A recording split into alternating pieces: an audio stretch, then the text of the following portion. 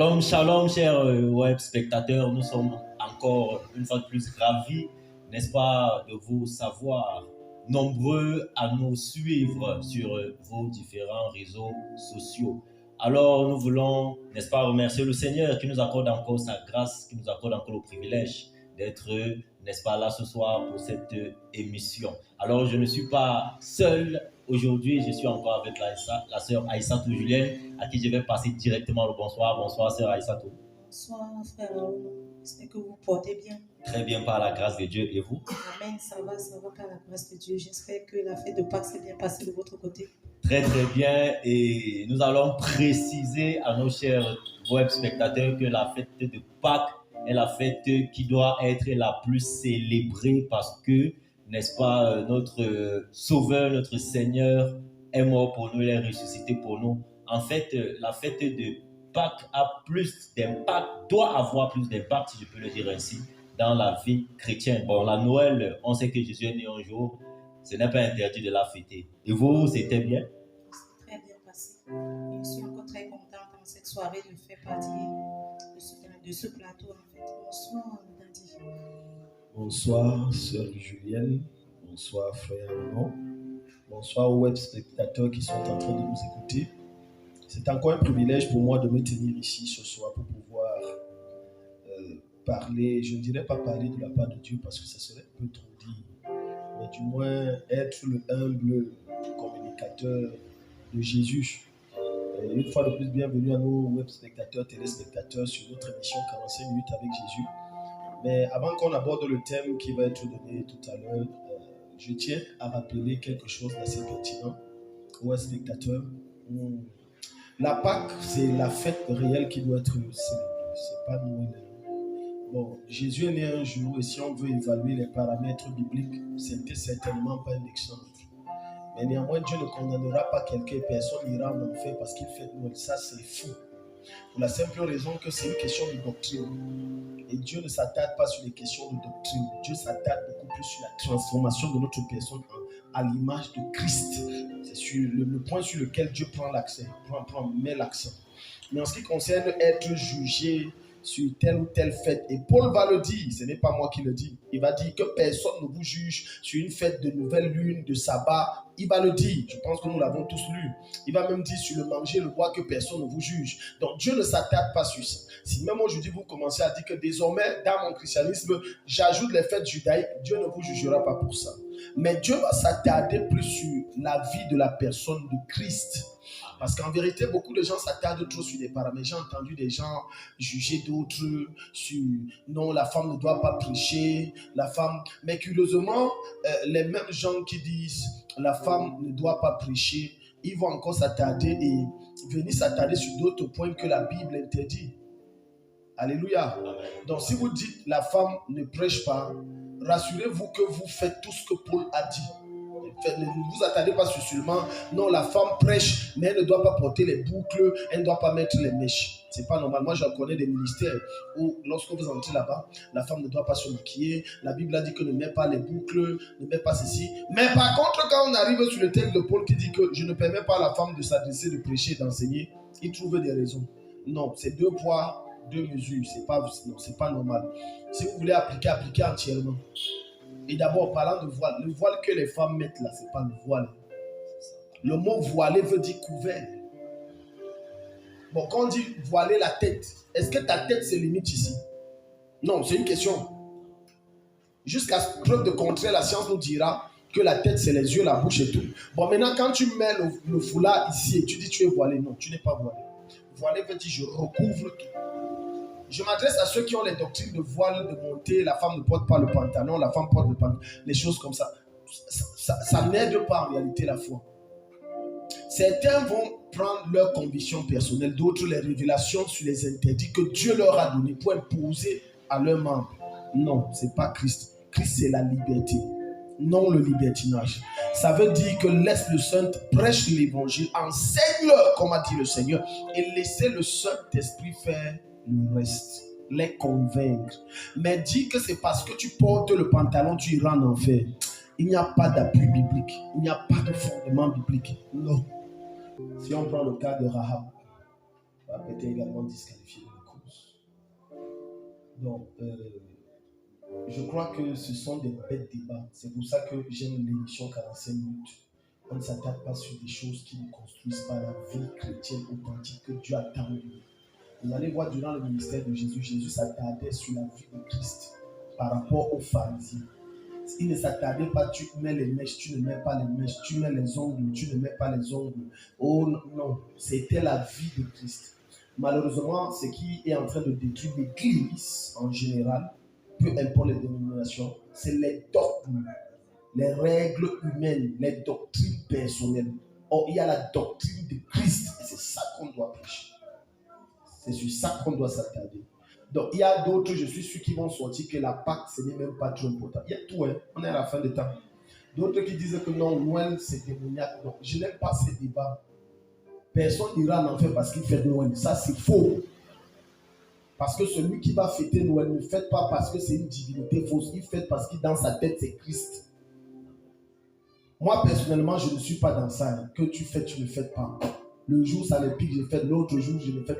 Ça ne change en rien. La Sainte-Sylvestre, quand on se fête bonne année, c'est chrétien. Mais il y a plein de pasteurs qui condamnent Noël, mais qui fêtent la Sainte-Sylvestre. Un sataniste homosexuel. De l'époque, depuis. Mais les gens, ils sont là, ils disent, je suis, mais ils fêtent. Mais Noël, on ne fête pas. Non, c'est deux poids, deux mesures. Et il faut noter quelque chose de petit concernant les fêtes. Dieu aime les fêtes. Parce que Paul va nous dire dans le livre d'Hébreux que ce qui s'est passé dans l'ancienne alliance était l'image des choses à venir. Or, dans l'ancienne alliance, que ce soit le tabernacle, le temple, ça a été fait selon le modèle du ciel. Par conséquent, même les lois ont été données selon le modèle du ciel pour les hommes. Bien qu'il y a des lois qui ont été données par rapport au caractère des hommes. Comme tu ne tueras pas, tu ne mentiras pas, c'est à cause de la rudeur du cœur que tu testes. Maintenant, à cause de ça, Dieu va donner des fêtes. Or, au ciel, il y a la fête. Dieu aime festoyer. J'assume ce que je dis. Vous savez environ combien de fêtes les Juifs ont, en dehors de ce qu'eux-mêmes ils ont ajouté. Ils n'ont pas moins de 10 à 15 fêtes. En dehors de ce qu'eux-mêmes ils ont ajouté. Donc, dire, non, on ne fête pas les chrétiens toujours enfermés au nom de la spiritualité. C'est un problème de connaissance, c'est un problème de doctrine, c'est un problème de fondement qu'on les enseigne. Beaucoup se disent que la spiritualité réside seulement dans le fait d'être borné, carré, fermé en soi. On ne visite pas les autres. Quand il y a des événements comme Yaoundé en feu, ou ici, là, le village de Noël, on ne doit pas aller, c'est le monde. Papa, sort du monde. Paul même a dit ça, sort. Il faut sortir. J'encourage les chrétiens. Tant que cette fête n'est pas mondaine, vas-y. Au village de Noël, par exemple, ici à Gambé, mais c'était les frères qui avaient organisé. On ne permettait pas les musiques mondaines de passer. Mais allez donc à ce village, il y avait combien de frères? C'était sec. Pourquoi? Les doctrines carrées dans la tête. Quand tu dis que telle chose est sataniste, le travail que tu fais là, c'est chrétien. Ça appartient à qui? L'argent qu'on touche, vous savez que c'est les francs-maçons et les illuminats qui nous fabriquent cet argent pour nous mettre à notre disposition. Pour la petite histoire, les chrétiens qui disent oh c'est le monde, c'est sataniste, est-ce que vous savez donc que ce monde est géré par les satanistes? Jean dit, ce n'est pas moi qui a dit, c'est Jean qui a dit. Nous savons que ce monde est sous le pouvoir de Satan, c'est ce qu'il a dit, ce n'est pas moi. Maintenant, quand vous parlez trop, est-ce que vous savez que les banques où vous allez toucher vos argents, ce sont des banques parrainées par des satanistes? Citez-moi n'importe quelle banque, elles sont parrainées. Même sur la régionale qui est pour un pasteur, c'est parrainé par les satanistes. Vous avez entendu parler des Rothschild? Il faut s'informer, chers chrétiens.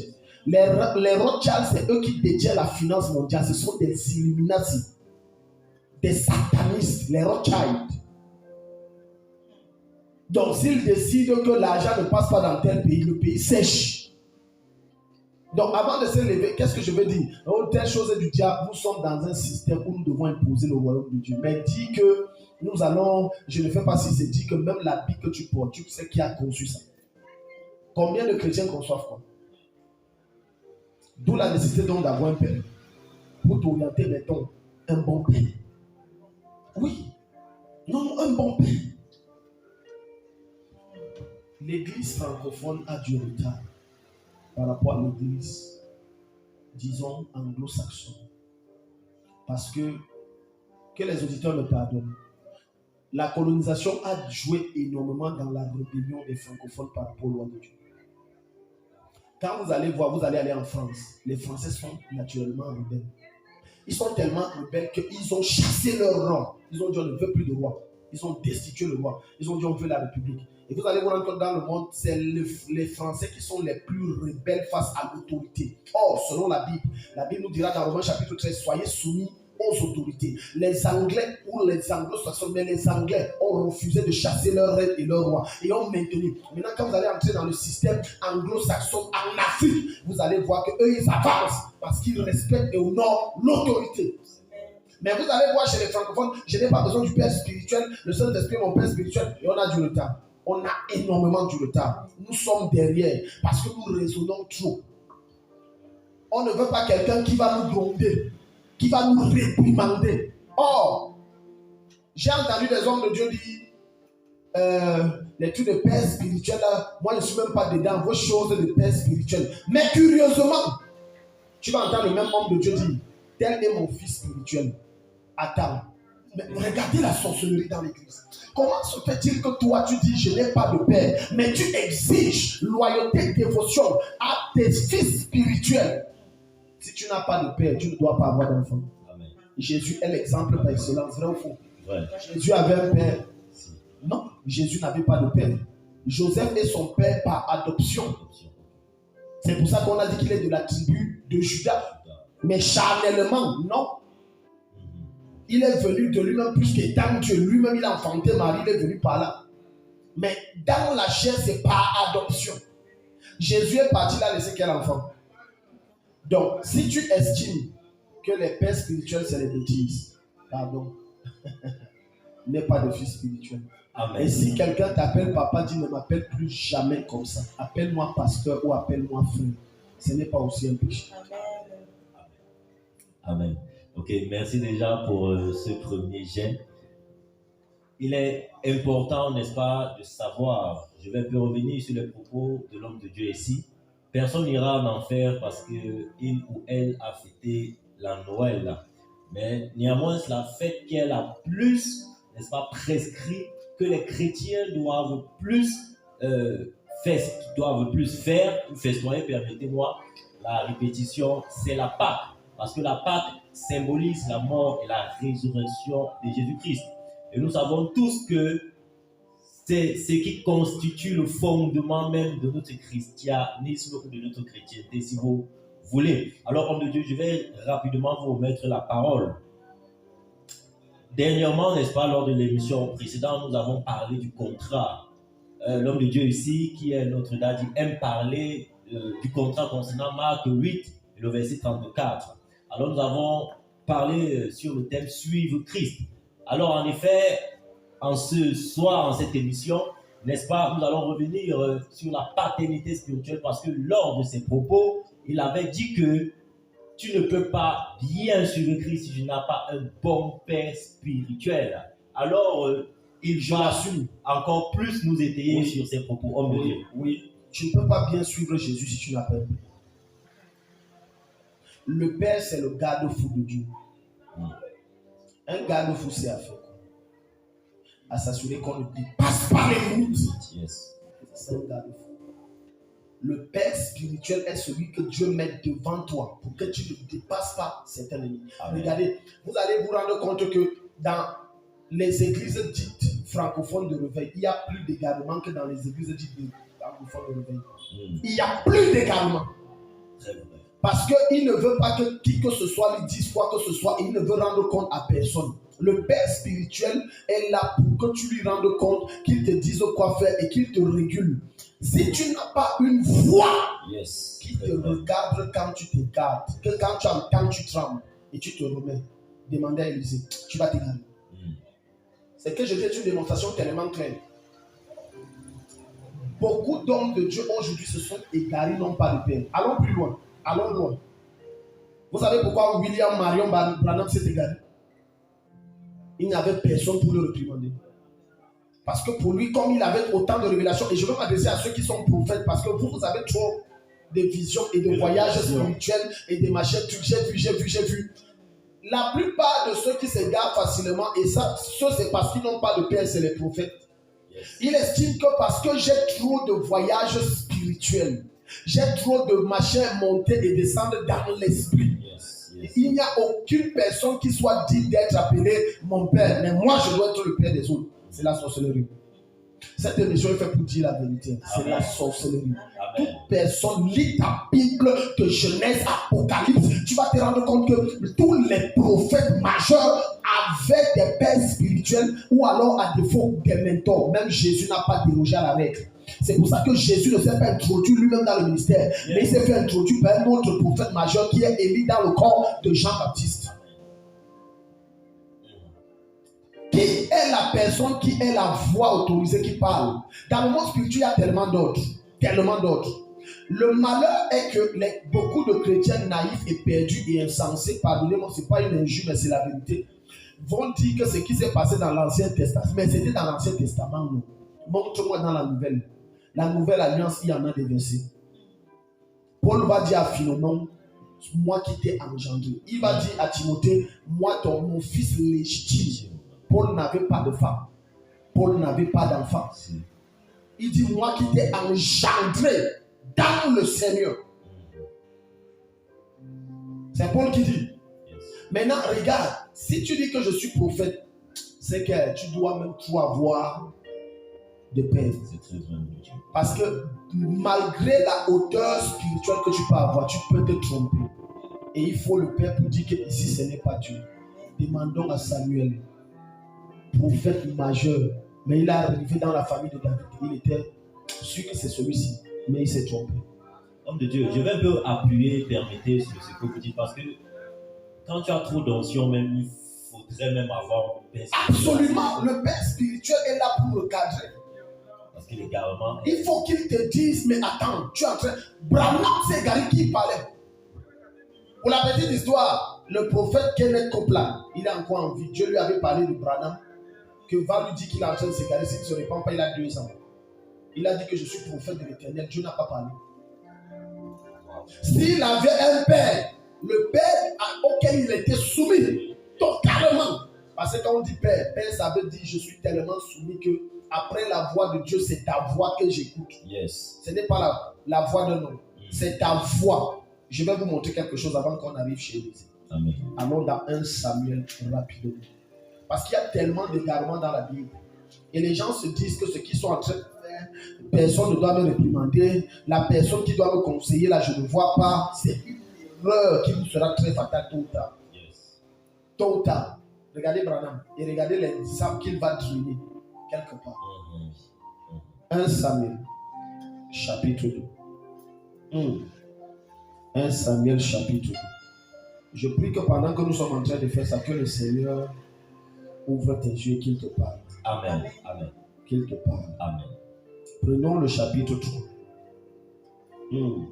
En ce temps, à partir du verset 2, quant au jeune Samuel, il servait le Seigneur sous la surveillance. Sous la surveillance. Il a grandi au pied de quelqu'un. Il attendait. Il faut qu'on relise ça. Sous la surveillance. Sous la surveillance d'Élie. Tu es sous la surveillance de qui? Qui te surveille? On doit attendre. Le Père est là comme surveillant. Non, j'ai le Saint-Esprit. Curieusement, où était le Saint-Esprit quand Branham s'est garé? Wow. Où était le Saint-Esprit? La faute n'est pas à Dieu. La faute n'est pas au Saint-Esprit. C'est nous les hommes. Quand tu estimes et tu dis que non, je n'ai pas besoin qu'on m'enseigne, le Saint-Esprit est déjà là à moi pour m'enseigner toutes choses, j'ai pitié pour toi parce que tu es déjà perdu. Si c'était le cas, nous avons tous le Saint-Esprit. Pourquoi est-ce que dans le livre de Actes chapitre 2, le verset 40, on dit il persévérait dans la fraction du pain, dans la communion fraternelle et dans l'enseignement des apôtres. Pourquoi c'était que les apôtres qui enseignaient alors que vous tous, vous aviez le Saint-Esprit? Tu es sous la surveillance de qui? C'est de ça qui est question. Qui a l'œil sur toi et peut te dire, c'est que tu fais mon fils, tu es en train de t'égarer. Qui? Voilà pourquoi beaucoup même sortent de leur champ missionnaire. Beaucoup s'égarent loin de leur ministère. Parce qu'il n'y a pas un père pour dire, mon fils, Ce n'est pas ça. Est-ce que ton père connaît même ta vie? Wow. Il sait que tu es appelé à quoi? Parce que vous pensez qu'avoir un père, c'est seulement une formalité. Non, le père est plus qu'une formalité. C'est une relation intime. C'est quelqu'un vers qui tu te tournes, tu peux pleurer, tu peux verser ton cœur, tu peux dire papa j'ai péché, papa je suis entré dans la secte, papa voilà. Et il te comprend, garde ça pour lui et il t'aide à sortir. C'est ça un père. Élie, Samuel a réussi parfaitement son ministère à cause d'un nom. Élie. Si aujourd'hui Samuel peut avoir une couronne glorieuse au ciel, c'est Élie. Continuons la lecture. Parce que les gens se disent, non, écoute, tu ne peux pas réussir le ministère seul. Amen. Il faut quelqu'un qui te tient par la main et te conduise. Amen. Tu ne peux pas. Tu ne peux pas. Voilà pourquoi les satanistes ont compris la fin-ci, qui ne leur était pas destinée, mais qui était destinée aux élus. Et ils ont implémenté, ça marche. Vous allez voir, lorsqu'un sataniste veut passer à une vitesse supérieure dans ce qu'il fait mystiquement, il appelle ce qu'ils disent les parents. Le parent arrive chez lui, il le met à l'aise, et il va faire les machins. Et quand il repart, le gars a un niveau supérieur. Il n'y a que les chrétiens qui ne comprennent pas que ce n'était pas destiné aux gens du siècle présent, mais c'est que c'est à nous que c'était destiné. Satan a copié pour amplifier ses enfants. Verset 2. En ce temps-là, il était rare que le Seigneur parle directement à un homme ou lui accorde une vision. Une nuit, le prêtre Élie, qui était devenu presque aveugle, dormait à sa place habituelle. Samuel aussi dormait. Il était dans le temple du Seigneur, près du coffre sacré, avant l'aube, alors que la lampe du sanctuaire brûlait encore. Le Seigneur appela Samuel. Celui-ci répondit, « Oui, maître !» Puis il accourut auprès d'Élie. Et lui dit, « Tu m'as appelé, me voici. Je ne t'ai pas appelé, dit Élie. Retourne te coucher. » Samuel alla se recoucher. Une seconde fois, le Seigneur appela Samuel. L'enfant se leva et revint dire à Élie, « Tu m'as appelé, me voici. » « Non, mon enfant, répondit Élie, « Je ne t'ai pas appelé. Retourne te coucher. » Samuel ne connaissait pas encore. Personnellement le Seigneur, car celui-ci ne lui avait jamais parlé directement jusqu'alors. Alors en profondeur. Celui-là ne l'avait encore jamais parlé. Qui va l'enseigner le prophétique? C'est quelqu'un qui n'est pas prophète. Maintenant, je peux aller plus loin. Il n'y a pas qu'un prophète pour t'enseigner le prophétique. Homme de Dieu, vous avez anticipé sur ma question. Non. Allez-y. Il n'y a pas qu'un prophète pour t'enseigner le prophétique. Quelqu'un peut ne pas être prophète. Et c'est ça, c'est tout ici. Ce n'est pas moi. Élie était sacrificateur. Il n'était pas prophète. Un homme de Dieu peut ne pas être de ton couloir, mais il t'enseigne ton couloir. Il est apôtre ou alors il est simple pasteur, mais il t'enseigne sur le ministère prophétique jusqu'à tu dis, mais papa, je vois plus que toi. Le fait que tu vois plus que lui ne te met pas au-dessus de lui. Non, il y a ce qu'on appelle l'autorité qui te met au-dessus. Tu peux être plus loin que lui, mais tu n'as pas l'autorité qu'il a. C'est cette autorité qui diffère le Père du Fils. Amen. Oui, mais j'ai une question qui me taraude. Est-ce que ça veut dire que pour un chrétien qui n'a pas de père spirituel, cela revient à dire qu'il n'a même pas de repère? Non, il n'a pas. Non. Pourquoi? Parce que le Père est la plaque indicative que Dieu a mis devant toi.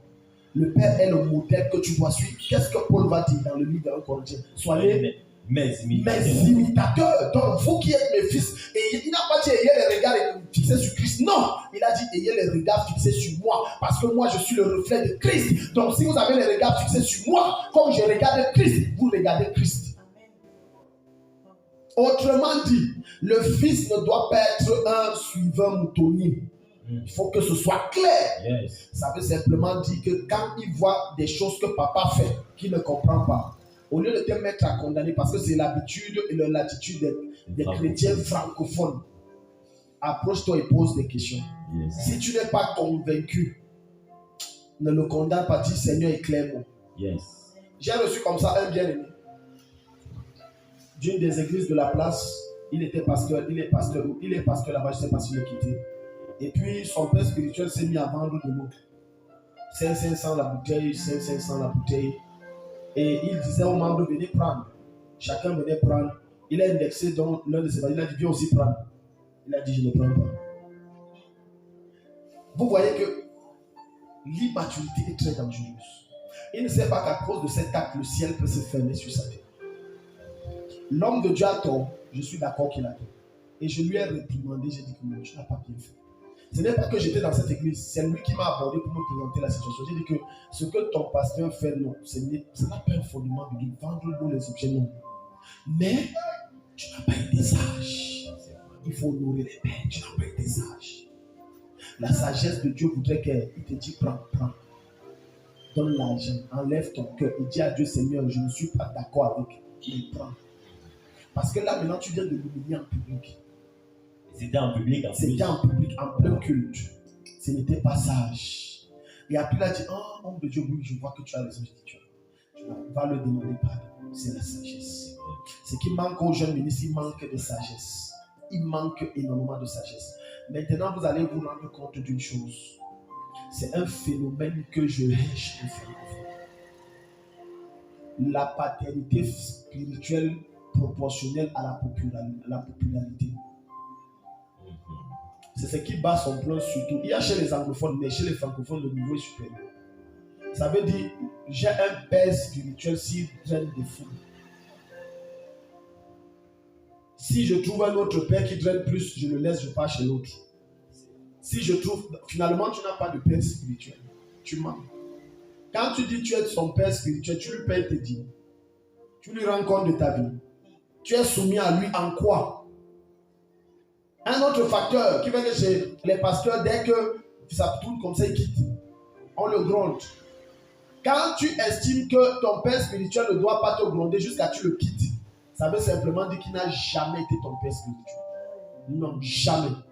Si ton père qui t'a enfanté te gronde, tu vas divorcer de lui. Lequel d'entre nous, mon père nous fouettait même, nous grondait, nous rejetait même, nous insultait, nous maudissait même en disant tu ne vaux rien, tu ne seras rien. D'autres même sont en train de m'écouter, même étant grand, tu t'es séparé de lui. Or, c'est le même principe du point de vue spirituel. Ton père spirituel te gronde, baisse la tête, demande pardon, même si tu ne vois pas où. Agenouille-toi, papa pardonne-moi, papa pardonne-moi. Même si tu ne vois pas, papa pardonne-moi. Mais les francophones, l'église dont on va grandir comment? La plupart du temps, vos membres ne vous sont pas soumis parce que vous-même vous n'êtes pas soumis. C'est une loi spirituelle. Alléluia. Ça veut dire que si moi je dis je suis père spirituel et que je ne suis pas soumis à mon père, je ne paye pas les dîmes, mais c'est une soumission bête comme ça,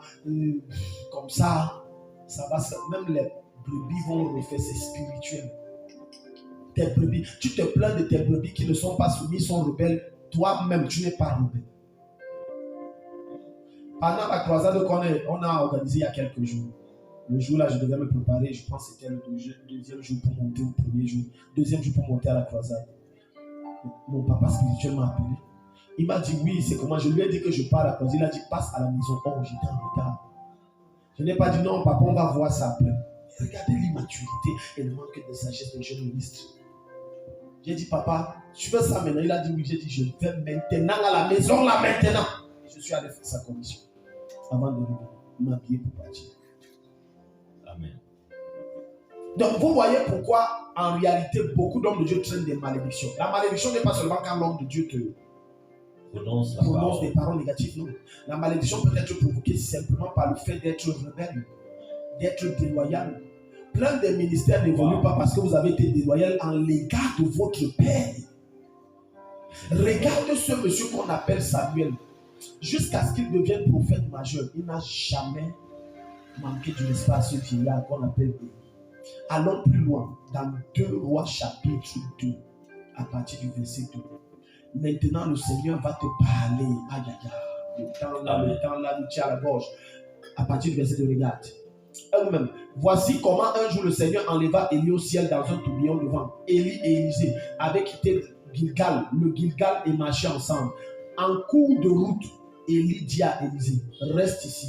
Le Seigneur m'envoie à Bethel. Mais Élisée lui répondit, par le Seigneur vivant et par ta propre vie, je jure que je ne te quitterai pas. Est-ce que vous savez qu'ici, Élie était en train d'éprouver la loyauté d'Élisée? Gilgal, c'est le lieu du débrouillement. Gilgal, c'est le lieu où tu meurs. Et Élie voulait tester son niveau de mort en lui. Est-ce qu'il a orgueilleux le petit? Parce que depuis que moi, Élie, j'ai versé l'huile sur sa tête. Il voit les choses que moi-même j'ai peur, je n'ai pas. Il a une dimension prophétique que je ne manifeste pas. Je veux voir jusqu'où il peut me suivre. Jusqu'où tu peux suivre celui que tu appelles ton père. Il a été sage. Il a perçu en lui une grâce. Il a perçu en lui une sagesse. Il a perçu en lui une intelligence. Il a perçu en lui une profondeur. Il a perçu en lui une onction, une puissance. Il a dit, le Dieu que tu sais est vivant, ton pied, mon pied, jusqu'à même la mort ne nous sépare pas. Je te suis. Amen. Vous savez ce qui les a séparés, non? C'est l'enlèvement d'Élie. Nul n'était ça. Élisée était derrière lui. Maintenant, je veux vous montrer notre part. Le ministère d'Élisée ne serait pas possible si elle était toujours sur terre. Il fallait qu'il soit enlevé. Parce que Élie lui faisait écran. Je vais plus loin. Au-delà du fait que Élisée devait remplacer Élie, je vais plus loin. Ça veut simplement dire, cher père, ne retenez pas vos fils. Il y a des fils que Dieu vous a parlé qui doivent faire le ministère. Relâche-le. Relâche-le, relâche-le. Mais tu as endurci parce que tu veux les membres, les fils, relâche-le. Si ton fils vient te voir et dit, papa, je sens l'appel, dis-lui, je vais prier. Si tu n'as rien reçu et qu'il persiste, relâche-le. Amen. C'est ce que ça veut dire. C'est ce que ce passage veut dire. Élie a relâché Élisée. Maintenant, tu peux commencer. Moi, ma mission est finie. Le fait que tu le relâches ne veut pas dire que ta mission est finie. Ça ne veut pas dire que ta main sur lui est finie. Non, c'est même le commencement d'un profond et long travail. Amen. Amen. Yes. Il y a un de mes fils, j'ai partagé ça avec un ami apôtre qui est venu à la maison me rendre visite. Il était de passage. Et un de mes fils que j'avais ici, et ce n'est pas lui qui me dit qu'il a commencé le ministère. C'est le Seigneur qui s'est révélé à moi. J'étais assis au salon avec un autre de mes fils. Et je dis, voilà, ton ami tel, que vous êtes comme ça. Voilà, le Seigneur est en train de me montrer là qu'il vient de commencer le ministère. Et plus tard, c'était vrai. J'ai compté ça à un ami apôtre, il a dit, il est déloyal, ce n'est pas ton fils. Et je suis parfaitement d'accord. Et je sais moi-même que ce n'est pas un fils. Je vais te bloquer. Pour faire quoi? Le mot père, je veux m'adresser au père. Parce que le thème, c'est qu'on a engagé tellement vaste. Tellement vaste. Je veux m'adresser au père. Tu n'es pas père parce que tu manges le type. Certains ne veulent pas que certains membres quittent parce qu'ils mangent le type. Alors que tu ne sais pas que le membre que Dieu enlève là, c'est pour ta délivrance. Parfois, il enlève, c'est pour envoyer d'autres. Parce que la personne que tu retiens à cause des types, c'est l'obstacle majeur de la croissance et la percée de ton ministère. Wow. Voilà Élie. Voilà Élisée. Maintenant, regarde. Ils se rendit donc ensemble à Bethel. Les membres du groupe de prophètes qui habitaient Bethel demandaient à Élisée, sais-tu qu'aujourd'hui le Seigneur va enlever ton maître au ciel? Oui, je le sais aussi, répondit Élisée, mais ne parlez pas de cela. Dans la version du second, c'était plutôt une moquerie.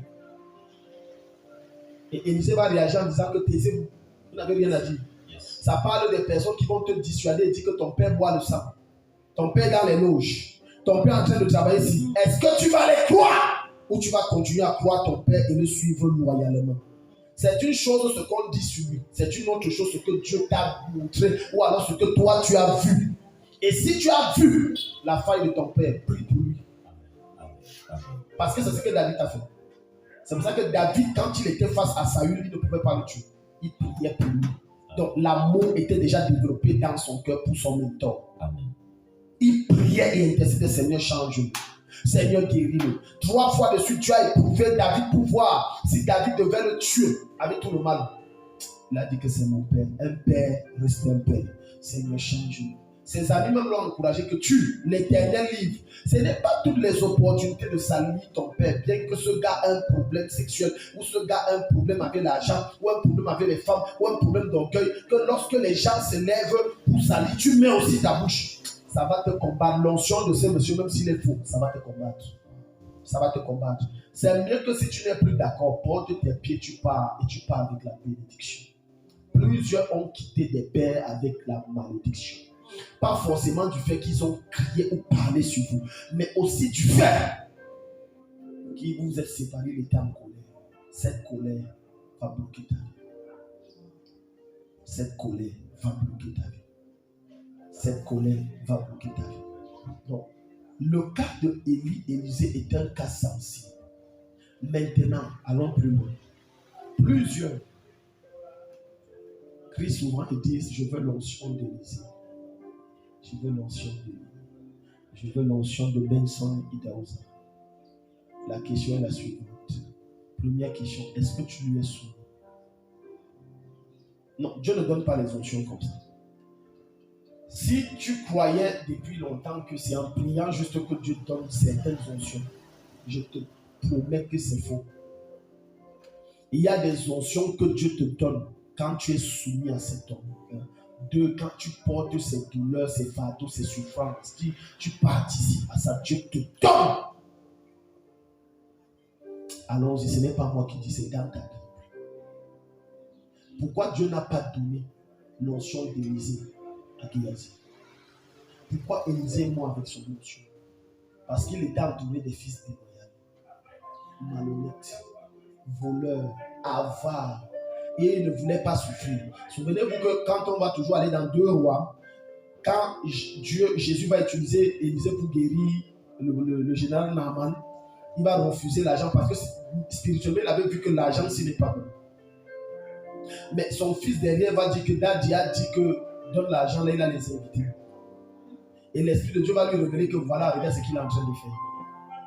Et c'est plutôt la malédiction que ce gars. Ce n'était pas la bénédiction. Je m'adresse au fils qui dit: je suis fils et tu voles les caisses de ton père.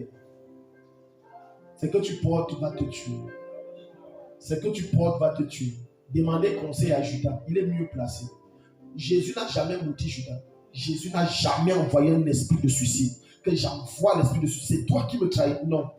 Il est allé se tuer seul. Pourquoi? En volant la caisse durant les 3 ans de ministère et de vie de Jésus, il était en train d'amasser la colère de Dieu. Il venait d'activer une malédiction de suicide. Il ne pouvait, rien d'autre ne pouvait l'arriver que le suicide. Rien d'autre. Rien d'autre. Rien d'autre. Rien d'autre. J'ai dit rien d'autre. C'est lui qui a provoqué. Il y a les choses qui t'arrivent. Il y a les choses qui t'atteignent. C'est toi qui as provoqué ça. Attendez, venons ici. Verset 9. Quand ils eurent traversé, Élie dit à Élisée: demande ce que tu désires. Quand un père demande, pourquoi il demande? Vous pensez que c'est parce qu'il était très souriant, trop beau, trop éloquent, bon prédicateur, ou il avait trop les visions? Non. C'est parce que Élie l'avait éprouvé depuis le verset 1 du chapitre 2 des 2 Rois. Bethel, ensuite Jéricho, ensuite ça a continué. Jéricho, Bethel, Gilgal, etc. Il a dit que l'enfant s'y a reçu l'épreuve. Il m'a servi fidèlement. Parce que plus loin dans 2 Rois, vous allez vous rendre compte que quand on va chercher un prophète pour combattre les Syriens, on va dire: n'y a-t-il pas le prophète de Juda? On va dire: mais n'y a-t-il pas de prophète? On va dire: il y a un. Il s'appelle Élisée, versait l'eau sur les mains de. Il servait. Son père dit: reste ici, attends. Il attend. Couche-toi au sol, il se couche. Lève-toi, il se lève. Mais les francophones diront: c'est l'esclavage. Je ne suis pas ton esclave, je ne suis pas ton esclave, mais je veux ton onction, mais je ne suis pas ton esclave. Maintenant, quand Élie l'a éprouvé de toutes sortes de façons, Élie a vu que j'ai dormi à famille. Il a dormi à famille. Je me nourrissais du miel, il ne s'est jamais pleurer. Il a mangé le même miel. Élie a dit que tu es mon vrai fils. Tu me ressembles. Prends mon manteau. Il lui a donné. Voilà pourquoi maintenant au verset 9, il va dire: qu'est-ce que tu veux que je fasse? Tu veux que je fasse quoi pour toi? Parce que tout ce que je peux te donner, et la meilleure chose qu'un père puisse donner à son fils, ce n'est pas les voitures, ce n'est pas l'argent, ce n'est pas les ceci, c'est ce qui sort de sa bouche. Voilà pourquoi Élie va dire à Élisée: demande-moi ce que tu veux. Ce que tu veux que je fasse pour toi, avant que le Seigneur m'enlève auprès de toi. Élisée répondit: j'aimerais recevoir en héritage une double part de ton esprit prophétique. Il n'a pas dit: je veux ta voiture Rolls-Royce, je veux également ta caisse, ta 4x4 ou ta Pajero ou ta 2 duplex. Non, il a dit: parle, ce qui sort de ta bouche là. Il m'a dit: je veux la double chose que tu portes. Je finis avec ça un jour. Là, c'est le témoignage de Bishop David Théodépo. Parce qu'il a grandi, il a passé une partie de sa vie chez Benson Idahosa, paix à son âme, l'archevêque. Et il dit qu'il servait le prophète Benson Idahosa comme un bébé, comme un esclave. Il faisait tout, laver la voiture, il faisait tout. Quand il dit lève-toi, il courait comme un enfant. L'homme de Dieu, son père, après quelques années, la manière que l'enfant me sert, ça me touche. Il a dit, dis-moi ce que tu veux que je te donne. Il a dit, bon, voilà mes voitures, entre au garage, choisis une voiture, prends. Vous savez ce que Bishop David a dit? Il a dit, jamais papa. Il s'est mis à genoux, il a dit, c'est que vous dites là. Il a dit, tu auras un ministère qu'on ne peut pas arrêter sur la terre. Et c'est ce qui se passe. Tous les jours, les églises créent à une chapelle. Ça naît comme d'elle. Ça naît tous les jours. C'est ce qu'il a dit. Et c'est arrivé. C'est la même chose. C'est dans le temps. Alléluia. Ok, merci homme de Dieu. Waouh, c'est la paternité. Nous sommes sur la paternité spirituelle et c'est un thème vraiment très très profond. Et avec la grâce de Dieu, nous y reviendrons encore. Mais homme de Dieu, j'aimerais, n'est-ce pas, vous poser quelques questions. J'aimerais qu'en quelques secondes, vous nous essayez de nous expliquer cela. Vous avez dit, un homme de Dieu peut ne pas être prophète, mais enseigner le prophétique. Comment est-ce que c'est possible? C'est faisable. Paul était-il prophète? Paul a enseigné sur le prophétique. Il n'était pas prophète. Mais Paul était apôtre quand même, l'apôtre a... Non, il y a des apôtres qui ne peuvent pas t'enseigner le prophétique. Okay? Il y a certains qui ne peuvent même pas t'enseigner le miraculeux. C'est une chose d'enseigner pour enseigner, c'est une chose d'enseigner ce que tu as vécu. Donc c'est possible. N'allons plus loin, je finis avec ça. Le prophète Hubert Angel, son père spirituel, c'est qui? Pasteur Chris. Pasteur Chris n'est pas prophète. Mais Pasteur Chris enseigne le prophétique à Hubert Angel jusqu'à il dit un papa, mais lui là encore, parce que toi, oui, il t'enseigne jusqu'à il dit que est-ce que je suis moi-même prophète? Ok, nous y reviendrons parce que il y a du sucre là et nous sommes restés avec de l'eau au niveau de la gorge. Je vais poser ici, je vais demander à maman Julienne de nous dire en quelques secondes ce qui lui a marqué. Ce qui m'a marqué déjà, je remercie déjà l'homme de Dieu pour tous ces éclaircissements. Moi, ce qui m'a touché, c'est que ne pas avoir un père spirituel, ce n'est pas avoir en fait de repère. Ce n'est pas être, c'est être comme quelqu'un qui ne sait pas où il va en fait. Donc c'est cette phrase-là, maman, qui a fait naissance de ma compréhension. Amen. Et toi, cher spectateur, qu'as-tu retenu de cette émission? Et nous allons voir dans quelle mesure nous y reviendrons encore parce que il faut noter que cette émission a pour but d'enseigner, a pour but, n'est-ce pas, de faciliter, si je peux le dire ainsi, la marche chrétienne.